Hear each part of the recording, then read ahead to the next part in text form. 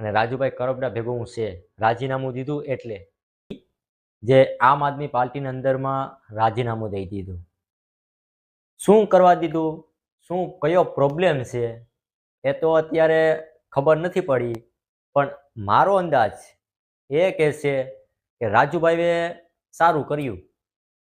હા, રાજુભાઈએ જે કર્યું ને એ સારું કર્યું. કેમ એનો મતલબ હાલો આપણે મુદ્દા માટે આવીએ. ખેડૂતો માટે એને રાજીનામું દીધું એવું મારું કહેવાનું છે. એ 100% છે. ખેડૂતો માટે રાજીનામું રાજુભાઈ કરપડાએ દીધું છે 100%. ખેડૂતો છોડાવવા માટે પણ માંડવીની અંદરમાં ખેડૂતને છોડાવવા માટે પણ રાજુભાઈ બહુ દોડ્યા છે, પણ ત્યાં ગોપાલ ઇટાલિયા નથી આવ્યો. વિસાવદરની ચૂંટણીમાં ગોપાલ ઇટાલિયાને જીતાડવા માટે રાજુભાઈ કરપડાએ બહુ મહેનત પણ કરી છે. એટલી મહેનત કરવા છતાંય રાજુભાઈએ રાજીનામું દઈ દીધું આમ આદમી પાર્ટીમાંથી. એનો બહુ મોટો પ્રોબ્લેમ છે. રાજુભાઈ કરપડિયા એની જગ્યાએ સાચા છે, એનો કોઈ વાંક નથી. ખેડૂતો પાછળ બહુ દોડેશ પણ અને બહુ સારા પણ માણસ છે, પણ એને જે આ કર્યું ને ફેસલો લીધો ને રાજીનામાનો એ 100% સાચી વાત છે ને સારી વાત છે મિત્રો. હા, આ જે ફેસલો અહીંયા કરી નાખ્યો ને એ 1 નંબર.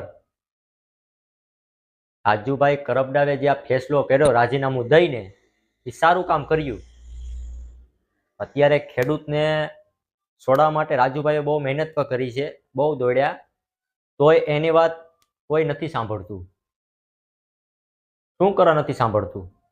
રાજુભાઈ એની જગ્યાએ હાસા છે, માની લીધું કે રાજુભાઈ હાસા છે, અને આ જે રાજીનામું દીધું એ પણ સારું કર્યું.